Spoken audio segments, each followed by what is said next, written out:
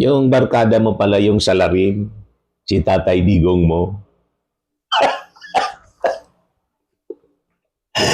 Tahimik ka na ang salarin nitong excise tax, yung kaibigan mo, yung tatay ng kaibigan mo. Yan ang problema. Pagsangkot yung kaibigan mong si Digong, tahimik lang si Amy Marcos, mga kababayan, at banat ng banat sa kanyang kapatid. Yung kapatid niya na naghanap ng solusyon sa mga problema at hindi nagpapabaya, at yung Kongreso na immediately umakto, yun naman po pinapabayaan. Mga kababayan, ninineglect yung kanilang obligasyon dito sa krisis na nangyayari. Pinasagan.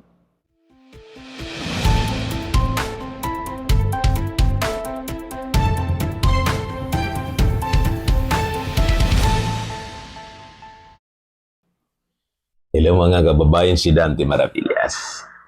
Kape muna tayo, mga kababayan. Sarap. Tapos tinapay. Pandikoko. Ito, pandikoko. Kabayan. Ay, nahulog. Kabayan. Tapos, ano to? Tawag dito. Toasted siupaw. Ngayon, pag-usapan natin yung mga mainit na balita ngayon. Yung mga kakampi ni Sara, mga defenders ni Sara, tulad ni Amy Marcos, mga kababayan, kung ano-anong mga sinasabing palusot. Kesyo, mga kababayan, nasa gitna tayo ng krisis. Tapos ang inuuna yung impeachment kay Sara Duterte. Yan, sabi ni Amy Marcos, may namumuong digmaan, 140 per litro na ang diesel. Hindi namamasada ang mga tsuper. Ang inaatupag nyo ay impeachment at pamumulitika. Huwag kami, Amy Marcos. Walang ganon. Nakafocus ang bawat sangay ng gobyerno sa kanya-kanyang problema na kinakaharap ng ating bansa. At yung Justice Panel, may sariling mandato yon, mga kababayan. At saka, sabi nga natin mga kababayan, hindi ko mo may krisis. Palulusutin natin yung mga kalokohan ni Sara Duterte. Naghanap lang kayo ng palusot. Yan banat ni Senator Amy. Nagpasa rin si Senator Amy Marcos sa mga inaatupag umano ang impeachment at pamumulitika sa gitna ng kinakaharap na problema ng bansa, gaya ng patuloy na pagtaas ng presyo ng produktong petrolyo. Nasaan ang kaluluwa ninyo para magsilbi sa bayan? Binulag na kayo ng pagiganti at kasakiman sa kapangyarihan saad ng senadora. Pero Senator Amy, wala kang sinasabi sa pahayag ni Sara Duterte na pag nanalo siya sa 2028, yun kung makakandidato pa siya, aabulin niya yung mga kalaban niya sa politika. So kay Sara Duterte, okay yun. Okay sa inyo. Pero sa ating mga congressmen na may mandato na panagutin ang mga nagkasala sa bayan, pamumulitika ang sinasabi ninyo. At saka baseless po ang inyong mga akusasyon sa ating administrasyon at sa Kongreso. Hindi pinapabayaan ang mga problema ng ating bansa. In fact, yung excise tax nga, for signature na ng ating Pangulong Bongbong Marcos. Yung latest nga ngayon, Marcos signs law granting him powers to suspend fuel excise tax. Tinirma na nga ng ating Pangulong Bongbong Marcos. Yan sabi dito sa latest na report ng Philippine Daily Inquirer, President Marcos Jr. On Wednesday signed into law a bill authorizing him to suspend or reduce excise taxes on petroleum products as the country continues to feel the impact of rising oil prices caused by the conflict in the Middle East. Republic Act number 12316 states that the sitting president, upon the recommendation of the Development Budget Coordination Committee, DBCC, and in coordination with the Secretary of Energy, may suspend or reduce excise taxes on fuel if the average Dubai crude oil price reaches or exceeds $80 per barrel for 1 month. The suspension or reduction may be applied to specific petroleum products and implemented either as full suspension or partial reduction of the applicable excise tax rates under the section as may be warranted by prevailing conditions. The law further states that any suspension or reduction shall be effective for more than 3 months with a total duration of all extensions not exceeding 1 year. Moreover, excise taxes on fuel products will automatically revert to normal rates without further legislative or executive action when oil prices fall below $80 per barrel or when 3-month period ends. So ano pa yung reklamo ninyo? Nagawa ng Congress ang pagpasa, mga kababayan, ng batas.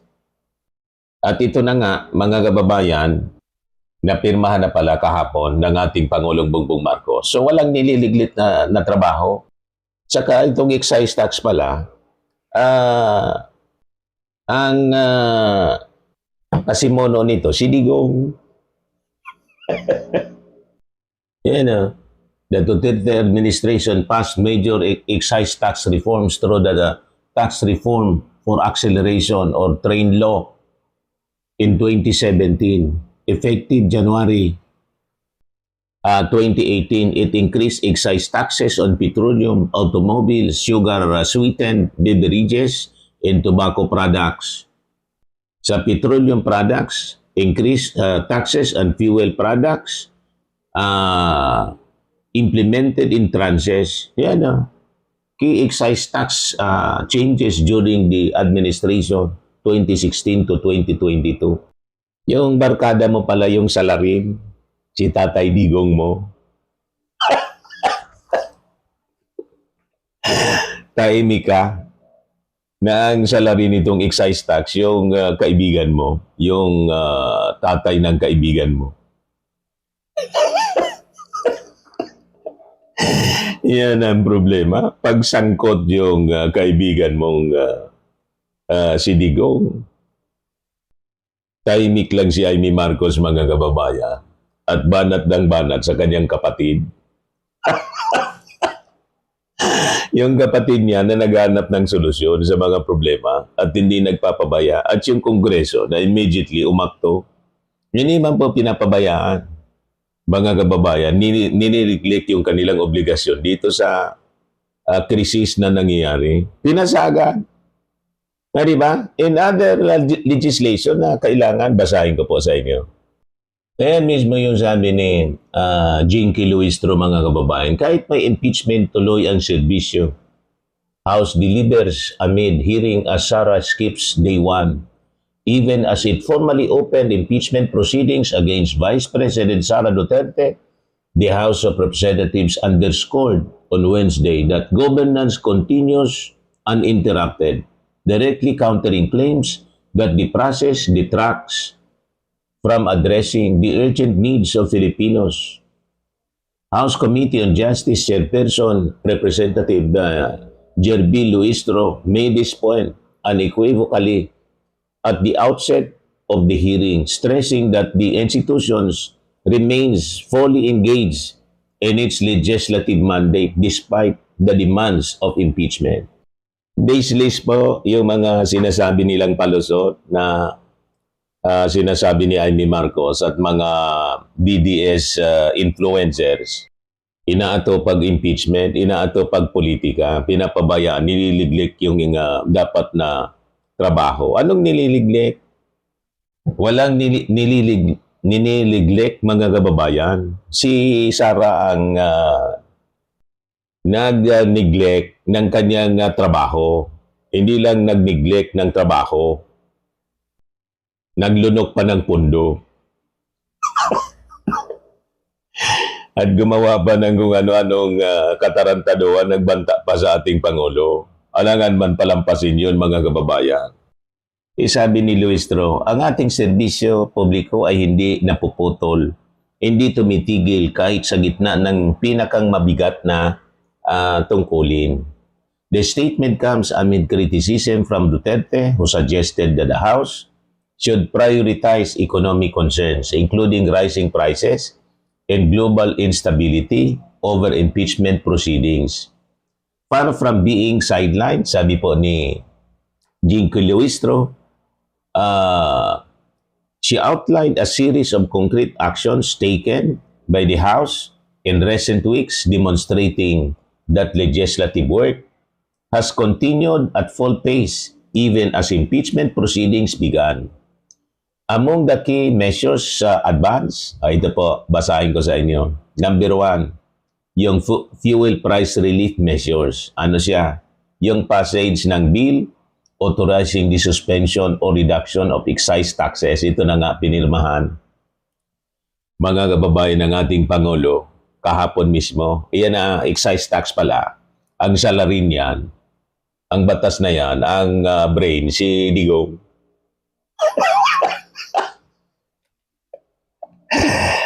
Di ba? Mga kababayan, turo kayo ng turo. Si Digong pala ang salarin niya. Reduction of excise taxes on fuel to cushion the impact of rising oil prices. We have acted to ease the burden of rising fuel costs.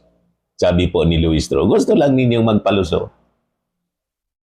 Ginagawa ninyong rason para maiwasan ni Sara Duterte yung accountability, yung pananagutan. Pangalawa, inflation in cost of living interventions. Ongoing legislative work targeting inflation, food security, and social services directly addressing the pressures faced by ordinary families, Filipino families. We also continue to work on measures that address inflation, food security, and social services, sabi po ni Luistro. Pangatlo, abolition of the travel tax. Yeah. Ang author nitong abolition ng travel tax, si Majority Leader Sandro Marcos, mga kababayan, anak ng ating Pangulo. Approval of a measure removing the travel tax aimed at reducing costs and improving mobility. Digital governance reforms. Pang-apat, advancement of legislation to institutionalize digital payments in government transactions, improving efficiency and accessibility of public services. Number 5, public service efficiency reforms. Continued push for reforms to make government services more accessible and responsive. You see, tutok na tutok po. Ang tanong natin, kumusta naman yung Senado? Kumusta kayo, Amy Marcos? Ano yung resolution nga ninyo? Poro kay Digong?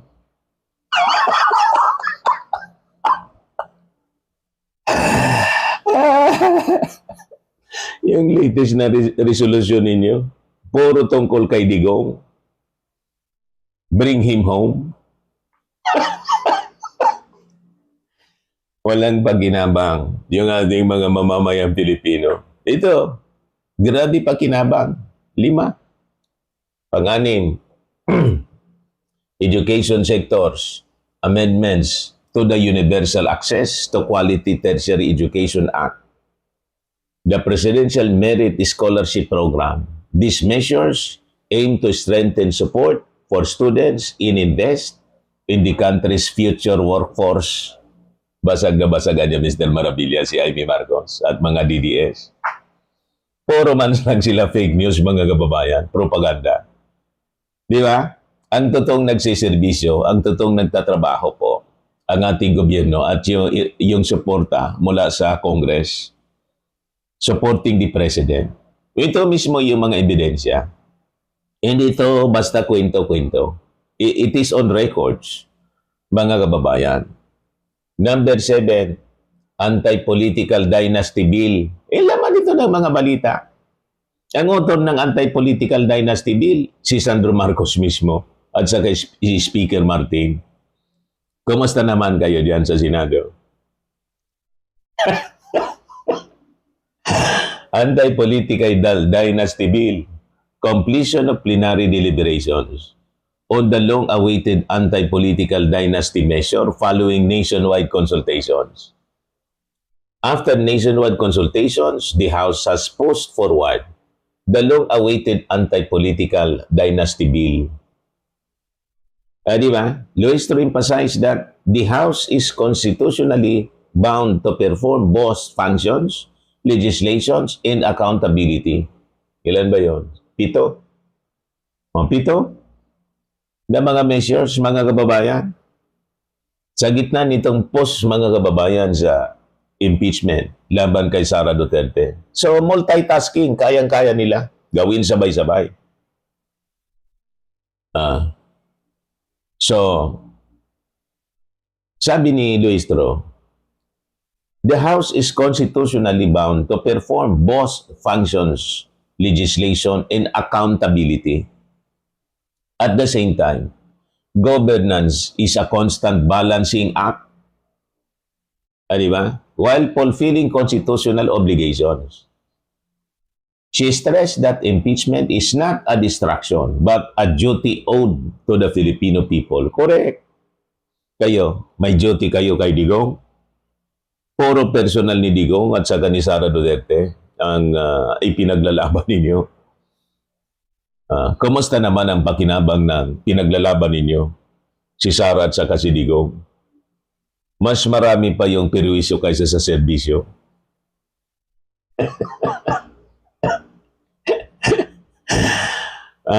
Di ba po, mga kababayan?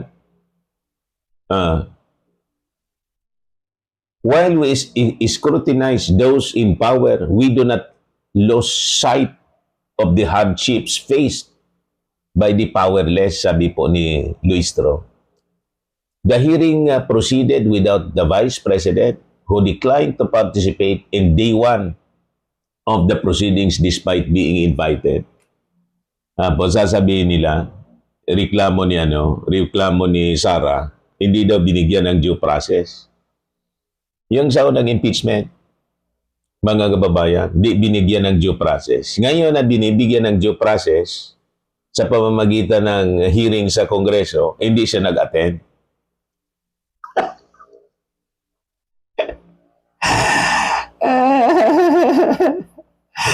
Ano ba? Mga kababayan, may hearing para bigyan siya ng due process. Kaya sabi ni Jinky Luistro, this is anya tantamount based sa naging pahayag noon ni Justice Tiham. This is tantamount to violation or culpable violation of the Constitution. So until today, may ginagawang violation of the Constitution si Sara Duterte. Tuloy-tuloy ang kanyang in disrespect of our institutions ng Congress, mga kababayan. You see? So, Luistro made clear that the process will not be delayed. Regardless of the participation of the Vice President, this committee will proceed, sabi po niya. The House leadership position as reflected in Luistro's remarks directly challenges the framing that impeachment detracts from governance. Yun ang pinapalabas nilang narrative, mga kababayan, para siraan nila yung impeachment trial na ginagawa. Pinapalabas nila, neglect, walang paki sa mga pressing problems ng ating bansa, ng ating mga mamamayang Pilipino yung Congress, inaataw pagpolitika yung impeachment. Hindi po yun totoo. Instead, the message is clear, sabi po niya. The House is legislating, responding to economic pressures, and pursuing reforms while simultaneously fulfilling its constitutional duty to hold officials accountable. Yan ang totoong responsible officials. At mga masisipag sila, mga kababayan. Di ba? As Loisto frame it, hindi pag-iwas kundi pagharap. Hindi katahimikan kundi pananagutan. Loistro closed by framing the moment not as a political contest but as an institutional test. This is a test, sabi po niya, of judgment, of conscience, and of courage. With impeachment proceedings underway and legislative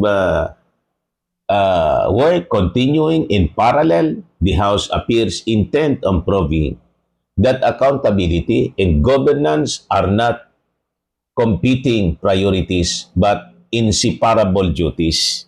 Hindi sila neglectful sa kanilang mga duties. And in fact, tingnan ninyo yung kanilang mga legislations. As compared sa mga legislations ng Senado, ng bukang bibig ng kampo ng mga Duterte sa Senate, yung mga Duterte senators, lahat ng mga nasa bibig nila, si Digong lang palagi at si Sara. Kayo ang puro politika. Tama?